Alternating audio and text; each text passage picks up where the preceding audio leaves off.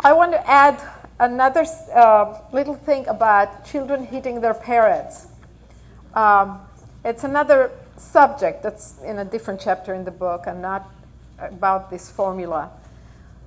A lot of parents call me with their children hitting them and spilling things and doing things totally out of control. And, you know, I talk of 2,000 sides of my mouth, and I promise you all the contradictions, I mean them. I don't believe there are contradictions that shouldn't be there. It's all can't be true at the same time. So I know you hear a lot of me of respecting children, having their life be content and go their way. At the same time, you are the leader. And you know, parents who are leaders in their children's life, children never hit them. It doesn't even occur to them.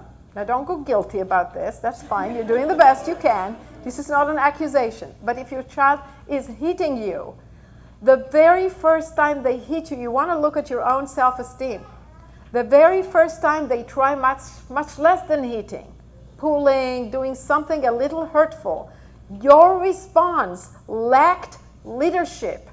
It wasn't clear. When it's clear, they don't take the next step. Just like how clear you are if they're going to run to the street. Your 2 years old is by the road and they want to run after the ball. And you stop them and you shriek and you grab them and they're out of there. Or want to jump into the cold water and they don't know to swim or whatever. When it's danger, you're a leader. And you're not afraid that you would hurt their little emotions. That you can't raise your voice or you'll scare them. That fear-based parenting doesn't work.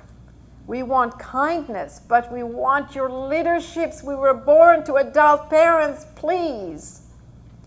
Give me your leadership. So if my child starts hurting me as a little baby, you know, biting while nursing, my response is kind, but so clear there is no second. Or maybe there's a second, but no third. I mean, with little babies, you know, it's like they don't always get it right away. But, you know, I raised 3 boys, and they never hit me. They hit each other? No. Did you guys hit each other, Oliver? No. Not really. Well, it's not, no. You've hit a couple of times when the cousins came. They were introduced to hitting first time in their life. They actually didn't know that and didn't hit. And then my family came for a whole year, my brother and his children.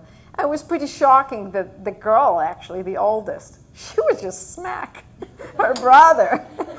So I think for a while there, my children kind of like wanted to try that too and see what that's like and what that's all about.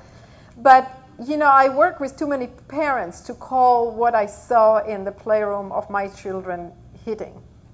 It just was too minor and too rare and only after being exposed. Basically, they didn't hit. That was not their strategy. And we're talking also in older ages, and now they never do. So I would say all the people who visited my home, etc., that they would say these kids are just really peaceful and really working with each other. And it doesn't mean that it's some angels that never fight. They can holler at each other. They can have real fight. My middle child is not an easy one to live with. He's very, you know, like shrewd in his own way and has his, you know, he's a lawyer. Wonderful, wonderful person. So, you know, yeah, they have their dynamics, but hitting is not necessary. And actually, tantruming is not necessary. I teach parents, if your child tantrums, hold them and let them express themselves. There's a whole chapter on tantrum in the book. So I'm not saying it would never happen, but I say that potentially it's possible to raise children like the way I did it, where children just don't tantrum.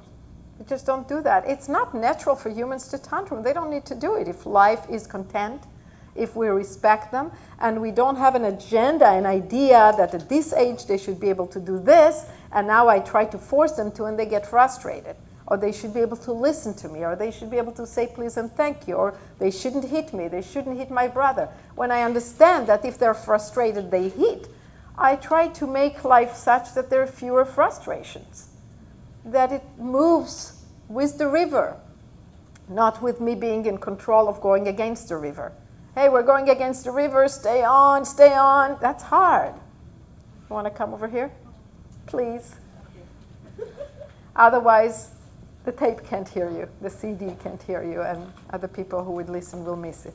Well, I was just going to ask you a question to that last comment about how do they get through challenges that are coming if you're always sort of paving the way for them? Yeah, beautiful. You can sit down. You gave me a terrific question. If you want more, you can come back. This is beautiful. I really appreciate this question because I don't mean it that way. I mean be authentic. Do not remove the ocean away because they want to play in a dry sand. Do not paint the sky purple. Do not stop the rain. You can't. So I'm not talking about making life a panacea, an unreasonable, not true life.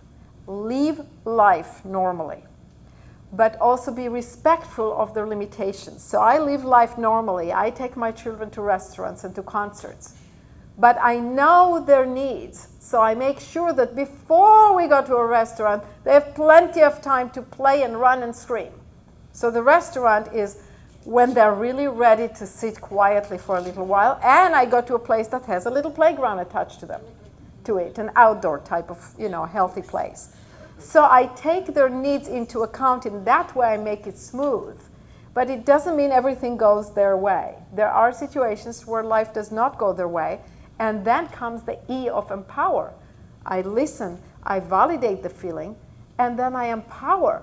I know you're upset. I know you wanted to go to grandma, and now it's raining, or grandma is sick, and we're not going. And I know how you feel. So the understanding is what empowers them in the face of that. Does that answer your question? Yes. Yeah, it's a very important one.